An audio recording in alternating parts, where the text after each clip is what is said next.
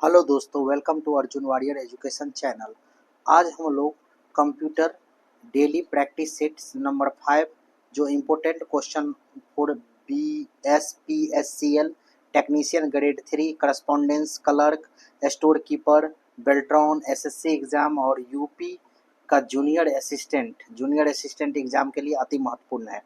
ठीक है, आप देखिए, हम लोग ये क्वेश्चन नंबर 1 से स्टार्ट कर रहे हैं। कह रहा है कि एक एक नॉन इम्पैक्ट प्रिंटर है। इसमें से कौन एक नॉन इम्पैक्ट प्रिंटर है इनमें से? तो ये लेजर प्रिंटर क्या है? एक नॉन इम्पैक्ट प्रिंटर है। जबकि डॉट मैट्रिक प्रिंटर ये नॉन इम्पैक्ट प्रिंटर नहीं है, रॉक और सीजर ये भी नहीं है, टायर प्रिंटर ये भी नॉन इम्पैक्ट नहीं है। लेकिन लेजर प्रिंटर क्या है? एक नॉन इम्पैक्ट प्रिंटर है। अब देखिए, इससे जुड़ा हुआ कुछ की फैक्ट देखते हैं, की पॉइंट्स। कह रहा है क्या कि जब हम बात करते हैं, जब हम किसका बात करते हैं, जब हम बात करते हैं नॉन इम्पैक्ट वाले प्रिंटर रिबन का उपयोग किए बिना करैक्टर को प्रिंट करते हैं।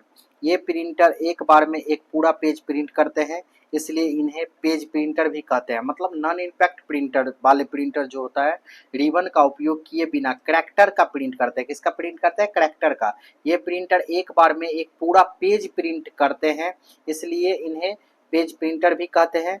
तो उदाहरण के लिए क्या है? इंकजेट प्रिंटर, लेजर प्रिंटर, ये नॉन इम्पैक्ट प्रिंटर है। इम्पैक्ट प्रिंटर करैक्टर को रिबन पर मार्क करके प्रिंट करते हैं, जिसे बाद में पेज पर प्रेस किया जाता है। ठीक है, करैक्टर को रिबन पर मार्क करके प्रिंट करते हैं, जिसे बाद में पेज पर प्रेस किया जाता है। उदाहरण है इसका क्या? ड्रम प्रिंटर, ये इम्पैक्ट प्रिंटर है। चेन प्रिंटर इम्पैक्ट प्रिंटर है। डॉट मैट्रिक्स प्रिंटर इम्पैक्ट है। ड्रम, चेन, डॉट मैट्रिक्स ये सब क्या है? इम्पैक्ट प्रिंटर है। कौन सा प्रिंटर है? इम्पैक्ट प्रिंटर है। अब बात करते हैं सेकेंड नंबर क्वेश्चन। निम्न में से कौन सा MS पावर पॉइंट में प्रेजेंटेशन व्यू नहीं है? कह रहा है कि MS पावर पॉइंट में प्रेजेंटेशन व्यू कौन सा नहीं है? रीडिंग व्यू ये भी प्रेजेंटेशन व्यू है। स्लाइड सॉर्टर व्यू ये भी प्रेजेंटेशन व्यू है। आउटलाइन व्यू ये भी प्रेजेंटेशन व्यू है। लेकिन बट क्या है? प्रिंट लेआउट व्यू ये पावर पॉइंट प्रेजेंटेशन व्यू नहीं है। MS पावर पॉइंट प्रेजेंटेशन में ये print layout view presentation view नहीं है। अब देखिए इसका की फैक्ट करा है क्या की पॉइंट पे कि print layout view MS power point में print layout view presentation view नहीं है। यह आमतौर पर माइक्रोसॉफ्ट वर्ड जैसे वर्ड प्रोसेसिंग प्रोग्राम से जुड़ा एक शब्द है, जहां यह दिखता है कि प्रिंटर होने पर डॉक्यूमेंट कैसे दिखेगा। प्रिंटर होने पर डॉक्यूमेंट कैसे दिखेगा, प्रिंट होने पर डॉक्यूमेंट कैसे दिखेगा, ये होता है उसमें।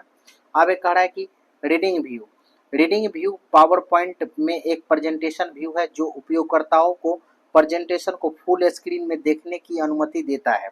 कौन व्यू? रीडिंग व्यू, जिससे स्लाइड के माध्यम से पढ़ना और नेविगेट करना आसान हो जाता है। Slide sorter view slide sorter view एक प्रेजेंटेशन व्यू है, जहां प्रेजेंटेशन में सभी स्लाइड्स को थंबनेल के रूप में प्रदर्शित किया जाता है, जिससे स्लाइड्स के बीच सॉर्ट करना, व्यवस्थित करना और नेविगेट करना आसान हो जाता है। आउटलाइन व्यू का जब बात करेंगे तो पावर पॉइंट में आउटलाइन व्यू स्लाइड की टेक्स्ट कंटेंट को आउटलाइन फॉर्मेट में प्रदर्शित करता है। यह व्यू प्रेजेंटेशन कंटेंट को एडिट और व्यवस्थित करने के लिए उपयोगी होता है। ठीक है, अब करें थर्ड नंबर क्वेश्चन। निम्न में से कौन सा MS वर्ड में फॉन्ट स्टाइल नहीं है? फॉन्ट स्टाइल कौन सा नहीं है ये पूछा है आपसे। तो फॉन्ट स्टाइल क्या नहीं है? बोल्ड फॉन्ट स्टाइल है, रेगुलर भी है, इटालिक भी है, और लेकिन सुपर स्क्रिप्ट नहीं है। देखिए सुपर स्क्रिप्ट क्या होता है। देखिए सब स्क्रिप्ट और सुपर स्क्रिप्ट, देखिए एक्स का स्क्वायर लिखे और एक्स के नीचा में 2 लिखे, तो इसको सब स्क्रिप्ट कहते हैं, इसको सुपर स्क्रिप्ट कहते हैं। ठीक है, पावर में लिखना और नीचे में लिखना। ठीक है, जैसे A2 लिखेंगे, ये क्या है? ये सब स्क्रिप्ट है। और A का स्क्वायर लिखेंगे, ये क्या है? सुपर स्क्रिप्ट है, ये होता है। तो इसीलिए ये फॉन्ट का स्टाइल नहीं है। ठीक है, अब देखिए खड़ा है कि JPEG का सही पूर्ण रूप निम्न में से कौन सा है? JPEG का तो ये होता है joint photographic expert group. JPEG का फुल फॉर्म होता है ज्वाइंट फोटोग्राफिक एक्सपर्ट्स ग्रुप। ठीक है, अब नेक्स्ट कह रहा है कि कंप्यूटर में प्रयुक्त कुछ महत्वपूर्ण संक्षिप्ताक्षर, मतलब क्या? कुछ एब्रिविएशन जो है कंप्यूटर का important. BIOS basic input output system. CAD होता है कंप्यूटर एडेड डिजाइन। फीडबैक कब होता है? इलेक्ट्रॉनिक डिस्क्रीट वेरिएबल ठीक है। ऑटोम के इलेक्ट्रॉनिक्स डिस्क्रीट वेरिएबल ऑटोम करा है। फोटोन का formula translation autumn formula translation. और जब हम बात करते हैं जीपीआरएस का जनरल पैकेट रेडियो सर्विस, ठीक है। अब करा है कि शीला अपने कंप्यूटर के हिस्से के रूप में ट्रांजिस्टर का उपयोग करना याद करती है। किस पीढ़ी के कंप्यूटरों ने इसका इस्तेमाल किया? किस पीढ़ी के कंप्यूटर ने इसका इस्तेमाल किया? जब हम बात करते हैं किस पीढ़ी के, तो ये दूसरी पीढ़ी में किसका यूज हुआ है? ट्रांजिस्टर का। दूसरी पीढ़ी में ट्रांजिस्टर का यूज हुआ है। और पहला पीढ़ी में किसका? वैक्यूम ट्यूब का, ठीक है। अब देखिए दूसरे में ट्रांजिस्टर का और तीसरे में किसका? आईसी चिप का, ठीक है। अब नेक्स्ट क्वेश्चन क्या करा है, देखिए पहली पीढ़ी में वैक्यूम ट्यूब का यूज किया गया है। मुख्य कंप्यूटर है ईडसैक, ईडवैक और यूनिवैक, वैक सैक, ठीक है। दूसरी पीढ़ी में ट्रांजिस्टर का यूज हुआ है। दूसरी पीढ़ी में ट्रांजिस्टर का हुआ है IBM 700, IBM 1400, इसमें IBM लगा रहेगा दूसरी पीढ़ी में। तीसरी पीढ़ी में इंटीग्रेटेड चिप का यूज हुआ है IBM 360, IBM 370 एंड NCR 395। चौथी पीढ़ी में very large VLSI, very large integrated circuit जो यूज हुआ है। इसमें क्या है? मुख्य कंप्यूटर IBM 43, 41 DEC 10 स्टार 1000। पांचवी पीढ़ी में अल्ट्रा लार्ज ULSI, इसका यूज हुआ है। अल्ट्रा लार्ज स्केल इंटीग्रेटेड तकनीक यूज हुआ है। इसमें रोबोटिक्स और न्यूरल नेटवर्क है इसका एग्जाम्पल। रीशु की दबाकर कंप्यूटर में डेटा इनपुट करना चाहते हैं, उसे किस इनपुट डिवाइस का उपयोग करना चाहिए? तो की दबाकर करना चाहते हैं तो की दबाकर किसका? कीबोर्ड का यूज करेंगे। कितना आसान क्वेश्चन है, ऐसा कभी कभी आसान भी क्वेश्चन पूछा जाता है। अगर इनपुट डिवाइस में एक पेरिफेरल कंप्यूटर हार्डवेयर उपकरण का टुकड़ा होता है जिसका उपयोग सूचना प्रसंस्करण प्रणाली इंफॉर्मेशन प्रोसेसिंग सिस्टम जैसे कंप्यूटर या अन्य सूचना उपकरण को डाटा या कंट्रोल सिग्नल प्रदान करने के लिए किया जाता है, ठीक है। करा कि इनपुट डिवाइस के उदाहरण keyboard, mouse, scanner, digital camera, joysticks, इसके बाद microphone, touch pad, web camera, remote, biometrics device आदि क्या है? इनपुट का एग्जाम्पल है। अब करा कि निम्न में से कौन सा नेटवर्क डिवाइस आईपी एड्रेस को स्टोर करता है? जब हम बात करते हैं कि आईपी एड्रेस को कौन सा नेटवर्क डिवाइस स्टोर करता है, तो राउटर आईपी एड्रेस को स्टोर करता है। कौन करता है? राउटर। करा कि रिपीटर जिसे सिग्नल बूस्टर भी कहा जाता है, रिपीटर को सिग्नल बूस्टर भी कहा जाता है, एक ऐसा उपकरण है जो सिग्नल की शक्ति की स्थिर बनाए रखते हुए लंबी दूरी की यात्रा के बाद सिग्नल को पुनः उत्पन्न करता है। मोडेम एक नेटवर्किंग डिवाइस है जो कंप्यूटर से डिजिटल डेटा को ट्रांसमिशन के लिए एनालॉग सिग्नल में संशोधित करता है। एक स्विच एक मल्टी पोर्ट डिवाइस है जो डिवाइस को नेटवर्क के भीतर जोड़ता है और डिवाइस के बीच डेटा पैकेट को प्रसारित करता है। नेक्स्ट, निम्नलिखित में से कौन सा ईमेल सर्विस प्रोवाइडर का उदाहरण नहीं है?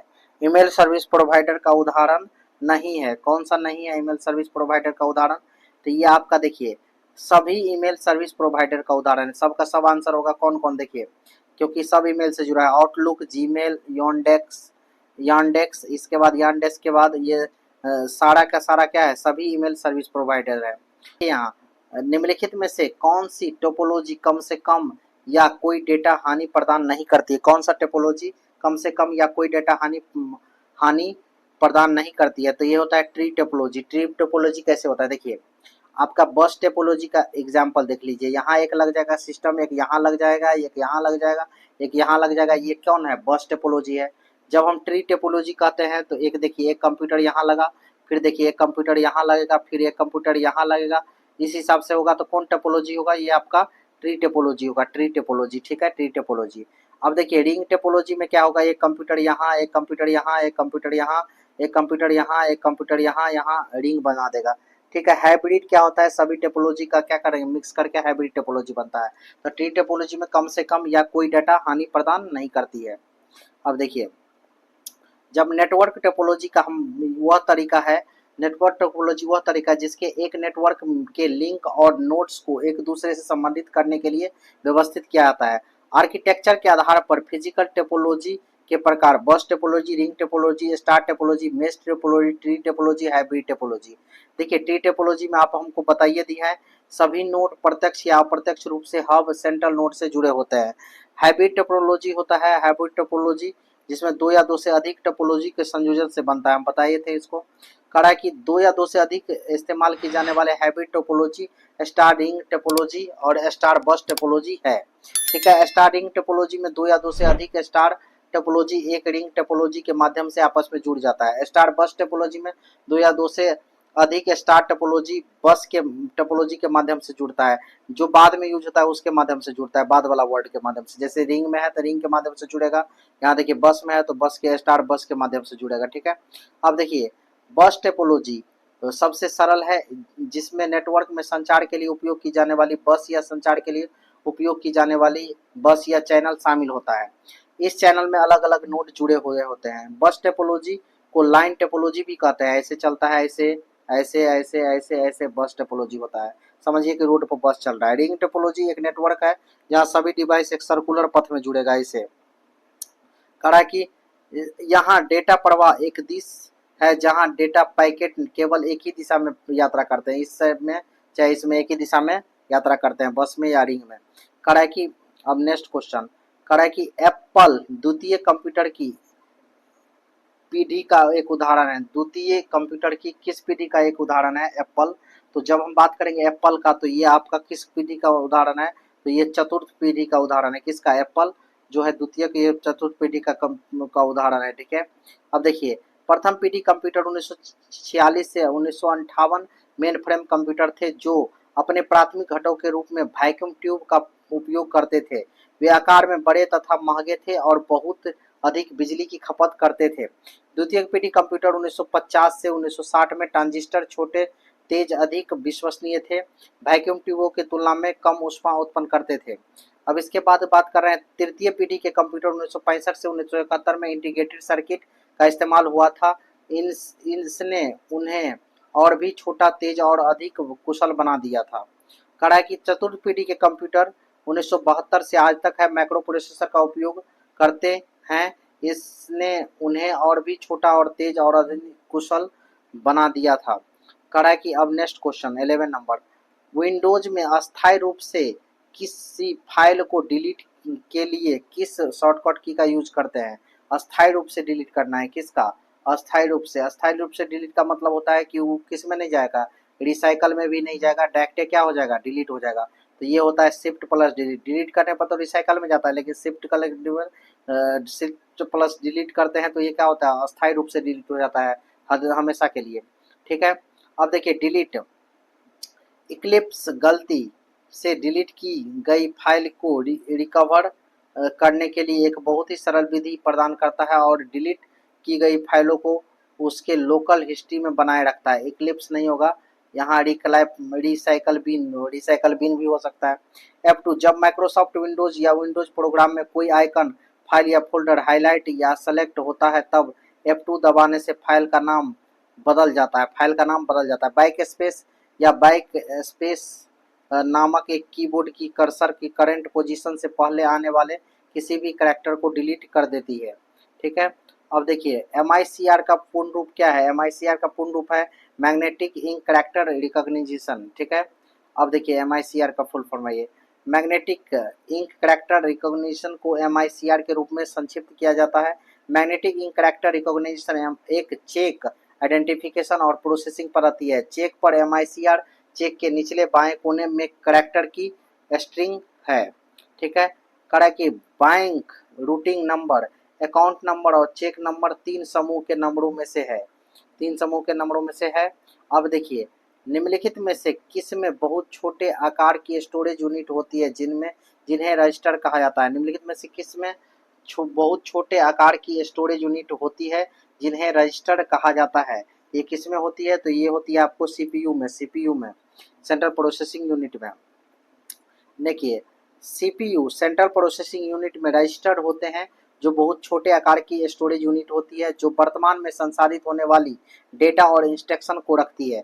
हार्ड डिस्क का उपयोग लॉन्ग टर्म स्टोरेज के लिए किया जाता है और इसमें रजिस्टरों की तुलना में बहुत बड़ी क्षमता होती है। इनपुट और आउटपुट डिवाइसों का उपयोग कंप्यूटर के साथ संचार के लिए किया जाता है और इसमें रजिस्टर जैसी स्टोरेज यूनिट नहीं होती है। ठीक है, अब नेक्स्ट बात करते हैं कि कह रहा है वर्ल्ड वाइड वेब www पहला वेब ब्राउजर था जिसे बाद में वर्ल्ड वाइड वेब के साथ किसी भी भ्रम से बचने के लिए नाम दिया गया था। तो ये कौन था? तो ये आपका था nexus nexus nexus nexus nexus. ठीक है, अब देखिए वर्ल्ड वाइड वेब पहला वेब ब्राउजर और एडिटर था। इसका आविष्कार सर टिम बर्नर्स-ली ने 1990 में किया था जब वह यूरोपीय कण भौतिक प्रयोगशाला सर्न के लिए काम कर रहे थे। बाद में 1991 में इसे आम जनता के लिए उपलब्ध करा दिया गया था। हालांकि जैसा कि बाद में पता चला कि वर्ल्ड वाइड वेब नाम भ्रम पैदा कर रहा था क्योंकि इसे अक्सर संपूर्ण इंटरनेट के लिए शब्द के साथ जोड़ा जा रहा था जिसे वर्ल्ड वाइड वेब भी कहा जाता था। इस भ्रम को कम करने में मदद के लिए 1993 में ब्राउजर का नाम बदलकर नेक्सस कर दिया गया था। नेक्सस कर दिया गया था। ठीक है, अब देखिए एक रीडिंग डिवाइस है। कौन सा एक रीडिंग डिवाइस है जो प्रिंटेड टेक्स्ट को करैक्टर स्कैन करके रीड करता है? ये कौन सा डिवाइस है? तो ये आपका है optical character reader OCR, optical character reader OCR। कह रहा है कि OCR ऑप्टिकल करैक्टर रिकॉग्निशन, जिसे ऑप्टिकल करैक्टर रीडर भी कहा जाता है, एक ऐसा सिस्टम है जो केवल फॉर्म को स्कैन करके इलेक्ट्रॉनिक स्पीड से प्रिंटेड या हस्तलिपि अक्षरों की पूर्ण अल्फान्यूमेरिक पहचान प्रदान करती है। प्लॉटर एक कंप्यूटर हार्डवेयर डिवाइस है जो कॉपी हद तक एक प्रिंटर की तरह होता है जिसका उपयोग वेक्टर ग्राफिक्स को प्रिंट करने के लिए किया जाता है। वेक्टर ग्राफिक्स को प्रिंट करने के लिए किया जाता है। अब है बार कोड रीडर या बार कोड स्कैनर। एक ऑप्टिकल स्कैनर है जो प्रिंटेड बार कोड रीड कर सकता है, बार कोड में निहित डेटा को डिकोड कर सकता है और डेटा को कंप्यूटर पर भेज सकता है। कह रहा है कि स्कैनर एक इनपुट डिवाइस है जो डॉक्यूमेंट जैसे फोटोग्राफर ग्राफ और टेक्स्ट को पेज को स्कैन करता है। यह डॉक्यूमेंट का एक इलेक्ट्रॉनिक वर्जन बनाता है जिसे कंप्यूटर पर देखा और एडिट किया जा सकता है। कंप्यूटर के सेंट्रल प्रोसेसिंग यूनिट CPU में से विषम का चयन कीजिए। कंप्यूटर के सेंट्रल प्रोसेसिंग यूनिट CPU में से विषम का चयन कीजिए। कौन सा है जो CPU में नहीं पाया जाता है? वही विषम होगा। तो ये आपका है आउटपुट यूनिट, आउटपुट यूनिट। जबकि ALU यूनिट ये कंट्रोल यूनिट दोनों CPU में होता है, कंट्रोल यूनिट भी होता है, ALU यूनिट भी होता है, बट आउटपुट यूनिट नहीं होता है। ठीक है, नेक्स्ट क्वेश्चन। अब देखिए पहले इसका की पॉइंट देखिए। Central processing unit CPU computer system का मूल और इसमें अर्थमेटिक लॉजिक यूनिट ALU और नियंत्रण इकाई और रजिस्टर शामिल है। मतलब CPU में क्या क्या होगा? तो CPU में सिस्टम कंप्यूटर सिस्टम का मूल जो जिसमें ALU होगा, इसके बाद CU होगा, कंट्रोल यूनिट होगा और रजिस्टर्ड होगा, तीनों मिलकर के। आउटपुट यूनिट CPU का हिस्सा नहीं है। ठीक है, कंट्रोल यूनिट जब बात करते हैं नियंत्रण यूनिट को, कंट्रोल यूनिट को, तो इकाई ALU रजिस्टरों और अन्य घटकों को समन्वित संचालन को निर्देशित खाका होगा यहाँ, निर्देशों को लाने मेमोरी से और निष्पादन को व्यवस्थित करती है। नियंत्रण इकाई कंट्रोल यूनिट कंप्यूटर के सेंट्रल प्रोसेसिंग इकाई यूनिट का एक घटक है जो प्रोसेसर से के संचालन को निर्देशित करता है। ठीक है, ALU arithmetic logic unit, arithmetic logic unit ALD अंकगणित और तर्क संचालन करती है। कंप्यूटिंग के अंकगणितीय तर्क इकाई का एक संयोजन डिलीट सर्किट हो जो पूर्णांक बाइनरी संख्या और अंकगणित और केस का बिटवाइज संचालन करती है। जब हम बात करते हैं प्रोसेसर रजिस्टर करता है जो ALU को ऑपरेट की आपूर्ति और ALU संचालन के परिणामों को संग्रहित करता है। प्रोसेसर रजिस्टर कंप्यूटर के प्रोसेसर के लिए शीघ्र उपलब्ध होने वाला स्थान है। ठीक है, अब कह रहा है कि MS Word 365 में कंट्रोल W कीबोर्ड शॉर्टकट का प्रयोग निम्नलिखित में से किस उद्देश्य के लिए किया जाता है? कंट्रोल W शॉर्टकट का प्रयोग तो ये किया जाता है आपको किसी डॉक्यूमेंट को क्लोज करने के लिए, ठीक है। अब देखिए कंट्रोल S से दस्तावेज को सेव करते हैं। ठीक है, कंट्रोल O से एक डॉक्यूमेंट ओपन करते हैं, कंट्रोल L से नया डॉक्यूमेंट, कंट्रोल P से प्रिंट करते हैं, कंट्रोल Z से क्या होता है आपका अंडो होता है। इसके बाद कंट्रोल Y से क्या होता है एक्शन रीडू होता है, बार बार रिपीट करने के लिए सेलेक्टेड को। इसके बाद कंट्रोल एक्स से सेलेक्टेड कंटेंट को क्लिप बोर्ड पर करता है, जो क्या होता है, ये कट होता है। अब देखिए कंट्रोल सी से कॉपी होता है, क्लिप बोर्ड पर कॉपी करता है। अब यह कंट्रोल वी से क्लिप बोर्ड के कंटेंट को पेस्ट करता है। कंट्रोल ए से ऑल सेलेक्ट होता है, सभी कंटेंट को सेलेक्ट किया जाता है। बी से बोल्ड, टेक्स्ट को बोल्ड कर सकते हैं आप। बी से क्या कर सकते हैं, बोल्ड कर सकते हैं। आई से इटैलिक होता है। कंट्रोल यू से अंडरलाइन होता है।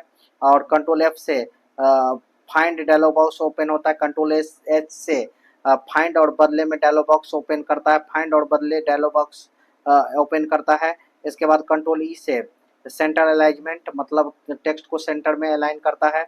एल से लेफ्ट अलाइनमेंट, सेंटर को टेक्स्ट को लेफ्ट में अलाइन करता है। आर से टेक्स्ट को राइट अलाइनमेंट होता है। जे से जस्टिफाई होता है, मतलब चारों तरफ से सेम ऐसे लिखा जाता है, जस्टिफाई। अब देखिए यहाँ F12 से डॉक्यूमेंट को नई फाइल के रूप में सेव करता है। अब देखिए 18 नंबर क्वेश्चन क्या करा है कि कौन सा एक इलेक्ट्रॉनिक उपकरण है जो एक कंप्यूटर संकेत प्राप्त करता है और उसे पुनः उत्पन्न करता है, कौन सा है ये? तो ये है आपका रिपीटर। रिपीटर एक इलेक्ट्रॉनिक उपकरण है जो एक कमजोर संकेत, रिपीटर एक इलेक्ट्रॉनिक उपकरण है जो एक कमजोर संकेत प्राप्त करता है और उसे पुनः उत्पन्न करता है। जो रिपीटर है कौन है, रिपीटर।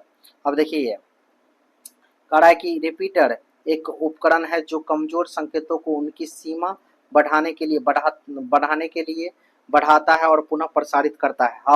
हब मूल रूप से एक मल्टीपोर्ट रिपीटर है। यह विभिन्न शाखाओं से आने वाले कई तारों को जोड़ता है। हब डेटा को फिल्टर नहीं कर सकता जो इससे केवल उपकरणों पर भेज रहा है। ठीक है।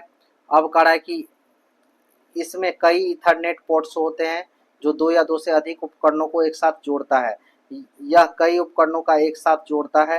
3 प्रकार के हब होते हैं, सक्रिय हब, निष्क्रिय हब और इंटेलिजेंट हब। सक्रिय हब, निष्क्रिय हब और इंटेलिजेंट हब। स्विच एक मल्टीपोर्ट ब्रिज है। स्विच एक डेटा लिंक लेयर डिवाइस है। स्विच एक मल्टीपोर्ट ब्रिज है। स्विच एक डेटा लिंक लेयर डिवाइस है। डेटा को अग्रेसित करने के लिए स्विच त्रुटि जांच कर सकता है। यह उन पैकेटों को अग्रेसित नहीं करता जिनमें त्रुटियां और अच्छे पैकेटों को चुनिंदा रूप से अग्रेसित करता है। अब ब्रिज क्या है?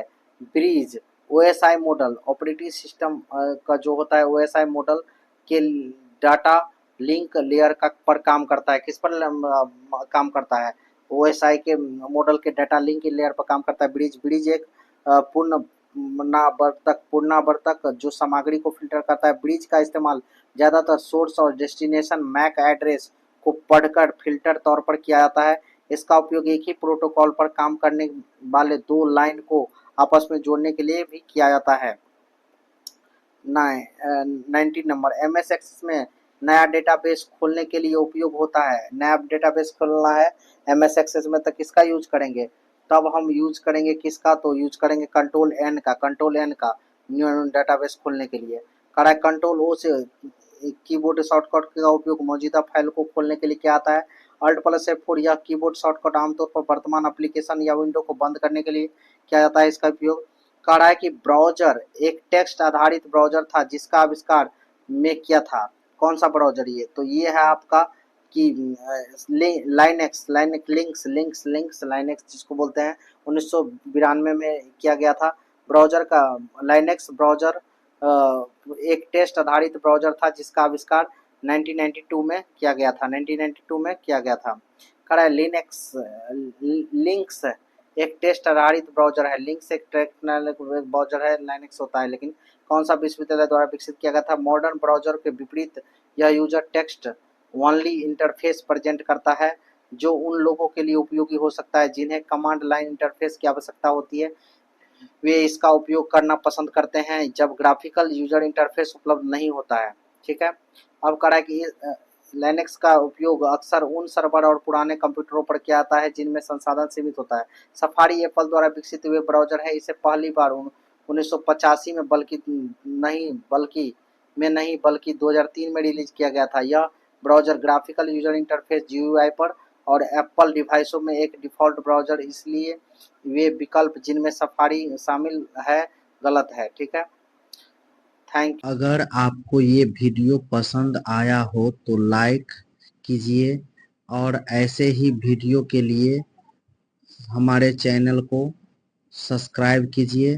Thank you for watching.